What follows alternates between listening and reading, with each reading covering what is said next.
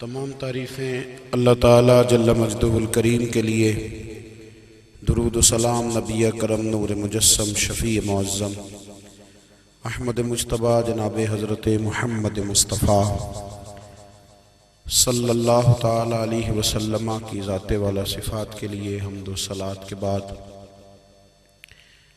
عزیز دوستو، بزرگوں اور بھائیوں، انسان کھائے پیے سوئے جاگے تو اس کے جسم کی ضروریات پوری ہوتی ہیں، لیکن جب وہ اللہ کا ذکر کرتا ہے، نماز پڑھتا ہے، دعا مانگتا ہے، استغفار پڑھتا ہے، درود و سلام کے گجرے پیش کرتا ہے، تو پھر اس کی روحانی ضروریات پوری ہوتی ہیں۔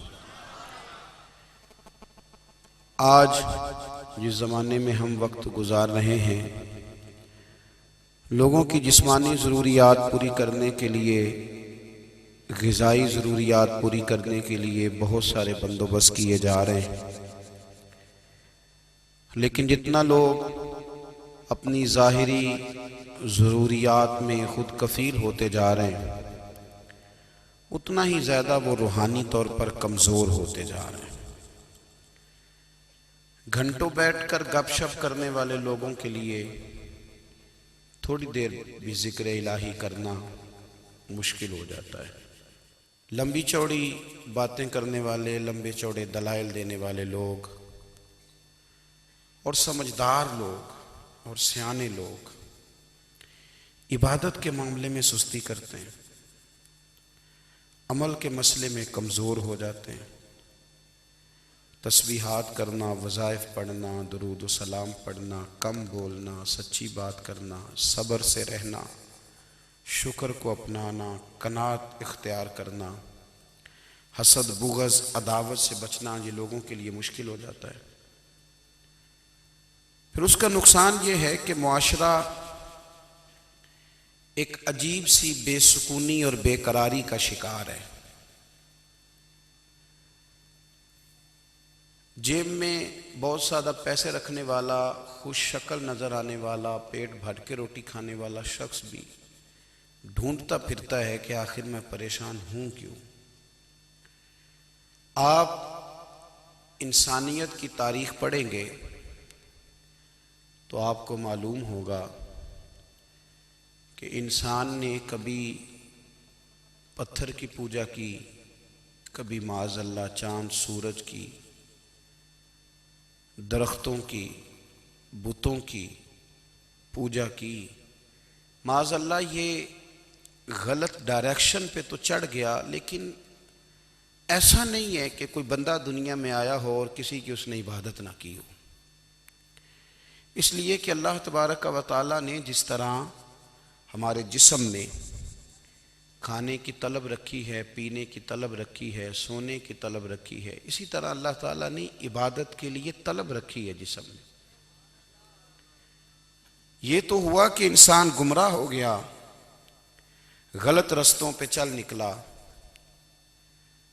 اس نے جھوٹے معبودوں کی طرف معاذ اللہ توجہ کر لی، لیکن وہ کسی نہ کسی کے سامنے جھکتا رہا، چونکہ اس کے وجود میں طلب تھی، شوق تھا اسے کہ وہ عبادت کرے۔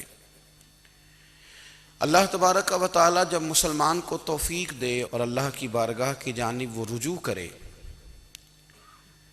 تو پھر اس کا رویہ یہ ہونا چاہیے کہ اس کی توجہ ہو اللہ کی جانب۔ ہمارے ہاں تسبیحات پڑھ لی جاتی ہیں اگر کبھی موقع ملے، لیکن وہ خاص انہماک، وہ خاص شوق، وہ خاص ذوق اللہ تبارک و تعالیٰ کی عبادت کا، ایک ہوتا ہے نماز پڑھنا، ایک ہوتا ہے اہتمام کے ساتھ نماز پڑھنا، یعنی ذرا وقت پہ اٹھنا، ذرا صحیح کر کے وضو کرنا، ذرا شوق سے مصلی بچھانا۔ ایک ہوتا ہے تسبیح پڑھ لینا، اور ایک ہوتا ہے ذرا تھوڑا سا نا شوق کے ساتھ اللہ کو یاد کرنا۔ آپ کبھی جو میں نے آیہ کریمہ پڑھی، اس کی آپ شان نزول دیکھیں، نبی کریم صلی اللہ تعالیٰ علیہ وسلم کے نا کچھ صحابہ اللہ کی محبت کے شوق میں حضور کی بارگاہ میں حاضر ہوئے، اور انہوں نے آ کے عرض پتہ کیا کیا؟ عرض کرنے لگے، یا رسول اللہ صلی اللہ تعالی علیہ وسلم سالوں بیت گئے ہیں سجدے کرتے ہوئے، حضور سالوں بیت گئے ہیں تسبیح پڑھتے ہوئے، سالوں بیت گئے کہتے ہوئے کہ سبحان اللہ وہ پاک ہے، ہمیں سالوں بیت گئے یہ کہتے ہوئے کہ اللہ اکبر وہی سب سے بڑا ہے، سالوں بیت گئے کہتے ہوئے کہ الحمدللہ ساری تعریفیں اللہ کے لیے، سالوں بیت گئے اس کی تسبیح کرتے، تحلیل کرتے، تکبیر کہتے۔ حضور اب نہ ہمارا اپنے رب سے ملنے کو جی چاہتا ہے، کبھی اے حقیقت منتظر نظر آ نہ لباس مجاز میں، لاکھوں سجدے تڑپ رہے ہیں میری جبین نیاز میں۔ اور اقبال کہنے لگے کہ تیرے عشق کی انتہا چاہتا ہوں، تو میری سادگی دیکھ کیا چاہتا ہوں، میرا ذرا سا تو دل ہے مگر شوخ اتنا، میں وہی لن ترانی سنا چاہتا ہوں۔ میرا بھی دل کرتا ہے کہ اللہ میں تجھے کہوں میں تجھے دیکھنا چاہتا ہوں، جس طرح حضرت موسیٰ کلیم علیہ السلام نے کہا تھا، اور تو مجھے کہے کہ لن ترانی تو نہیں دیکھ سکتا، ذرا سا تو دل ہے مگر شوخ اتنا، میں بھی وہی لن ترانی سنا چاہتا ہوں۔ پھر کہنے لگے بھری بزم میں راز کی بات کہہ دی، بڑا بے ادب ہوں سزا چاہتا ہوں۔ دیکھو سب لوگوں کے بیچ ہی میں نے یہ کہہ دیا۔ میرے عزیز صحابہ نا شوق میں، کتنے سارے لوگ ہیں آپ، کتنی ماشاءاللہ بڑی تعداد میں آپ آئیں، ہم بھی کبھی اس شوق میں گئے ہیں کہ ہمارے رب کو دیکھنے کو دل چاہتا ہے، ہمارا جی چاہے وہ کبھی ہمیں ملے، ہم کبھی اس کی زیارت کریں، اس کی بارگاہ کرم میں ہم حاضر ہوں۔ صحابہ نے عرض کیا یا رسول اللہ صلی اللہ تعالی وسلم ہمارا رب کہاں ہے؟ ہمارا نا اپنے رب کو دیکھنے کو جی چاہتا ہے۔ جب صحابہ نے یہ عرض کیا تو اللہ نے قرآن مجید نازل کیا، فرمایا وَإِذَا سَأَلَكَ عِبَادِي أَنِّي فَإِنِّي قَرِيبٌ، محبوب جب میرے بندے آپ کی بارگاہ میں آ کے میرے بارے میں پوچھیں نا تو ان سے کہہ دینا میں ان کے قریب ہی ہوں، قریب ہی ہوں۔ دلیل کیا ہے؟ بھائی اذا دان، یہ جب بھی مجھ سے دعا مانگیں گے میں ان کی دعاؤں کو قبول فرماؤں گا، میں ان کے قریب ہوں، میں ان کے قریب ہوں، یہ جب بھی دعا مانگیں گے نا میں قبول کروں گا، میں ان کے قریب ہوں۔ اللہ تبارک و تعالیٰ کے بندے اللہ سے محبت کرتے، رب کی بارگاہ میں جھکتے، اس کو اپنے دکھ سناتے، اس کے پیارے محبوب صلی اللہ تعالیٰ علیہ وسلم کا وسیلہ لے کے اس کے حضور حاضر ہو جاتے، پیشانیاں سجدوں سے روشن ہوتی۔ ہم نا ہر چیز کے لیے وقت نکالتے ہیں، ہر چیز کے لیے، لیکن عبادت کے لیے وقت نہیں نکالتے۔ ہر شے آباد ہے، ہر شے، ہماری فیس بک بھی آباد ہے، واٹس ایپ بھی آباد ہے، ہمارے ٹویٹر بھی آباد ہیں، ہماری ہر چیز آباد ہے، سب سے کم آباد ہمارا مصلی رہ گیا ہے، سب سے کم۔ وہ لوگ اب ڈھونڈنے سے ملتے ہیں جن کی بغل میں مصلی ہوتا تھا۔ میرے بھائی آپ کتنا کو دنیا کے پیچھے بھاگو گے تھکا دے گی، کتنا دولت کے پیچھے بھاگو گے تھکا دے گی۔ آپ جب اپنی زندگی میں جمع تفریق کرو گے نا تو مرتے وقت احساس ہوگا کہ سارا کچھ تو لوگوں کے لیے کیا، اپنے لیے تو کر ہی کچھ نہیں سکے۔ اور ہم عبادت کے معاملے میں بہانے بازی بھی کرتے ہیں، ہم کہتے ہیں اوہو رزق کمانا بھی تو عبادت ہی ہے نا، تو میں حلال روزی کے لیے جا رہا ہوں یہ بھی تو عبادت ہے نا۔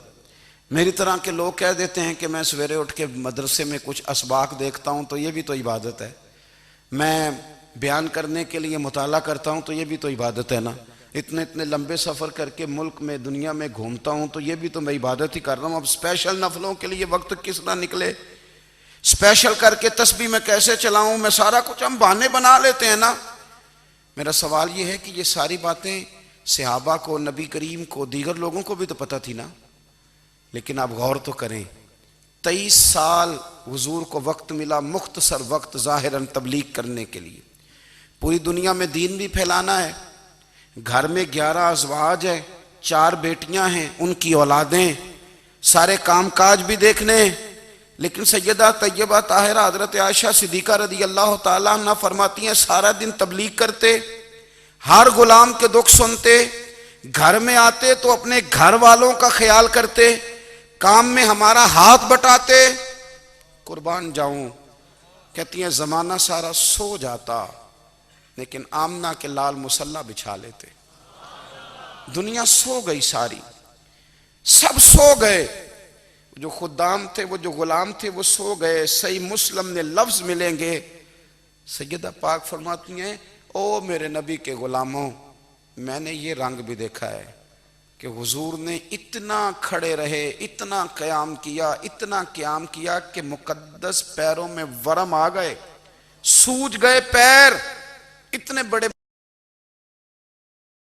دل پہ ہاتھ رکھ کے نہیں بتا سکتا کہ میرے کبھی نماز میں پیر سوج گئے ہوں، کوئی نہیں بتا سکتا. بچوں کی روٹی کماتے تھک گئے بات الگ ہے، ہم سیر کرنے گئے تو تھک گئے بات الگ ہے، لیکن عبادت میں یہ بھی تو مسلم شریف ہے نا، یہ بھی تو دین ہے نا، یہ بھی تو حضور کی سنت ہے، یہ بھی تو وہ چیز ہے جو کریم کی آنکھوں کی ٹھنڈک ہے. سیدہ فرماتی ہیں پیروں میں ورم آ گئے اور ساری رات ہی حضور نے نماز پڑھی اور ایک ہی آیت بار بار دہرائی. مسجد نبوی میں بلال حبشی نے فجر کی اذان دے دی اور حضور ابھی مصلی پہ تھے. کریم فارغ ہوئے، میں نے عرض کی یا رسول اللہ صلی اللہ علیہ وسلم، آپ کے تو صدقے اللہ اگلے پچھلوں کے گناہ معاف کرے گا، تو آپ اتنی آہوزاری کیوں فرماتے ہیں؟ آپ تو شفیع ہیں، آپ تو انبیاء کے امام ہیں. تو حضور نے فرمایا عائشہ تم نے گنوایا ہے نا میرے اللہ کی مجھ پر کتنی رحمت ہے. افلا اکون عبدا شکورا، فرمایا اگر اس نے اتنی نعمتیں دی ہیں تو کیا میں اس کا شکر گزار بندہ نہ بنوں؟ میں شکر گزار بندہ نہ بنوں اس کا؟ پھر اگر اتنی نعمتیں اس نے دی ہیں، مجھے اتنا نوازا ہے، تو پھر میں اس کے سامنے سجدے نہ کروں؟ او میرے بھائی، بڑے قابل فخر لوگ ہیں ہم کہ ہم نبی پاک کے غلام ہیں. ہم قابل فخر ہیں کہ نبی کریم کے غلام ہیں. کیا کبھی اس غلامی کے شکرانے میں بھی 2 نفل پڑھے کہ یا اللہ تیرا شکر ہے تو نے ہمیں حضور کا غلام بنایا ہے؟ یاد رکھیں کہ اپنی روحانی زندگی کو آباد کریں، استغفار پڑھیں، تسبیحات کریں. حضرت عبداللہ ابن عمر رضی اللہ تعالیٰ عنہ حضرت عمر کے صاحبزادے، مکہ مکرمہ میں ان کی قبر ہے. میں نے جب انہیں پڑھا تو مجھے ان سے بڑا پیار ہو گیا، لیکن آپ کو پتہ ہے وہاں جا کے کسی شخص کا مزار تلاش کرنا یا پوچھنا ایک مشکل کام ہوتا ہے. تو ایک دفعہ میں مکہ شریف میں حاضر تھا تو ایک گاڑی والا ڈرائیور مجھے کہنے لگا کہ مولانا میں آپ کو جانتا ہوں، مجھے آپ سے محبت ہے، ایک بات بتاؤں آپ کو؟ میں نے کہا بتاؤ. کہنے لگے حضرت عبداللہ ابن عمر کی قبر دیکھنی ہے. میں نے کہا یہ تو نہیں کہہ رہا، یہ کسی نے بندوبست کرایا ہے، یہ اللہ نے تیرے دل میں بات ڈالی ہے، یہ ہو گیا تو لے چل مجھے. حضرت عبداللہ ابن عمر کو نبی پاک نے فرمایا تھا راجل صالح، یہ نیک بندہ ہے، یہ متقی آدمی. حضرت عبداللہ ابن عمر رضی اللہ تعالیٰ عنہ سیدنا فاروق اعظم رضی اللہ تعالیٰ عنہ کے صاحبزادے ہیں اور ان کی ہمشیرہ سیدہ حفصہ رضی اللہ تعالیٰ عنہ حضور کی زوجہ محترمہ. ایک دن اپنی ہمشیرہ سے کہنے لگے کہ نبی کریم صلی اللہ تعالیٰ علیہ وسلم گھر میں آئے نا، اور اگر حضور غم امت میں پریشان نہ ہوں، طبیعت کو حشاش بشاش دیکھو، تو ذرا پوچھنا تو صحیح حضور کا میرے بارے میں کیا خیال ہے، پوچھنا تو صحیح کہ کریم کی بارگاہ میں میرا کیا مقام ہے، میرے بارے میں حضور کیا فرماتے ہیں. اب بہن کو کام بتائے اور بتائے بھی بھائی، اور پھر بہن وہ کام نہ کرے، یہ تاریخ میں ہوتا نہیں. حضرت عمر فاروق رضی اللہ تعالیٰ عنہ کی صاحبزادی ام المومنین رضی اللہ تعالیٰ عنہ فرماتی ہیں کہ میں تو بس منتظر تھی. انہوں نے تو کہا تھا نا کہ اگر تم حشاش بشاش دیکھو تو بات کرنا، لیکن حضور تشریف لائے، میری باری تھی، میرے گھر تشریف لائے، کھانا پیش کیا تو فوراً میں نے عرض کی حضور ایک بات پوچھنی تھی. تو حضور نے فرمایا پوچھئے. میں نے عرض کی حضور میرے بھائی عبداللہ ابن عمر کے بارے میں آپ کا کیا خیال ہے؟ نوجوانوں میری بات پہ غور کرنا، میرے بھائی کے بارے میں آپ کا کیا خیال ہے؟ تو نبی کریم صلی اللہ تعالیٰ علیہ وآلہ وسلم نے میری طرف دیکھا اور پھر حضور زیر لب تھوڑا مسکرائے. اور بریلی کے امام کہتے ہیں کہ حضور مسکرا دیتے تھے نا تو جو بڑا دکھی ہوتا تھا وہ بھی ہنس پڑتا تھا. اب سوال پیدا ہوتا تھا کہ پھر تو اس مسکراہٹ کے لیے انتظار کرنا پڑتا ہوگا کئی کئی مہینے کہ حضور مسکرائیں تو رونے والے ہنسیں، تو اعلیٰ حضرت فرماتے ہیں نہیں، انتظار نہیں کرنا پڑتا، یہ مسکراتے رہنا تو حضور کی عادت ہے۔ جس کی تسکین سے روتے ہوئے ہنس پڑے اس تبسم کی عادت پہ لاکھوں سلام۔ یعنی یہ تو عادت ہے حضور کی مسکراتے رہنا، اس کے لیے انتظار نہیں کرنا پڑتا۔ بھائیو آپ خیال رکھیں گے، غور کریں گے، حضرت عبداللہ ابن عمر رضی اللہ تعالیٰ عنہ کے بارے میں پوچھا تو سیدہ فرماتی ہیں کہ نبی کریم صلی اللہ تعالیٰ علیہ وسلم نہ زیر لب مسکرائے اور فرمایا حفصہ تیرا بھائی ہے تو اچھا، لیکن میں نے سنا ہے کہ عشاء کی نماز پڑھتا ہے تو فجر تک سویا ہی رہتا ہے۔ او نوجوانوں، 10 بجے تک سونے کی بات نہیں ہوئی، 9 بجے تک سونے کی بات نہیں ہوئی، 11 بجے اٹھنے کی بات نہیں۔ حضور فرمانے لگے میں نے سنا ہے کہ عشاء کی نماز پڑھ کے سو جاتا ہے اور فجر تک سویا ہی رہتا ہے، اسے چاہیے کہ تہجد کے وقت اٹھا کرے، اللہ کی بارگاہ میں حاضر ہوا کرے، آہوزاری کرے، سجدے کرے، عبادت کرے۔ اٹھتا ہے اور فجر میں جا کے اٹھتا ہے۔ حضرت جناب حفصہ رضی اللہ تعالیٰ عنہ کہتی ہے میں نے جناب عبداللہ ابن عمر کو پیغام دیا اور میں نے کہا میرے جوان بھائی سن، نبی پاک نے فرمایا ہے تو اچھا پر تہجد میں نہیں اٹھتا، نفل نہیں پڑھتا۔ او میری ملت کے جوانوں، مزہ نہیں آ جاتا جب ساری دنیا سوئی ہو، ساری دنیا، اور بستر بھی گرم ہو اور نیند بھی پورا غلبہ کر رہی ہو، اور اچانک گھنٹی بجے دماغ میں، آنکھ کھلے، گھڑی پہ نظر پڑے، 3:30 4 بجے کا پیغام گھڑی بتائے، اور کوئی چڑھتی جوانی والا اٹھ کے وضو کرے، اور جب وہ مصلی کھول کے بچھائے تو مدینے والے محبوب کہتے ہیں کہ ہر نماز پہ رب ثواب دیتا ہے، اور جو اٹھ کے تہجد کی نماز پڑھے اسے دیکھ کے تو رب مسکراتا ہے، جو اس کی شان کے لائق ہے، جو اس کی شان کے لائق، وہ مسکراتا ہے، خوش ہوتا ہے کہ میرا بندہ تہجد میں اٹھ گیا، وہ مسکراتا ہے۔ کاش ہماری صبحیں کبھی اپنے مالک کے نام ہو جائیں، کاش کے صبحیں۔ حضرت ابو الحسن رحمۃ اللہ تعالیٰ علیہ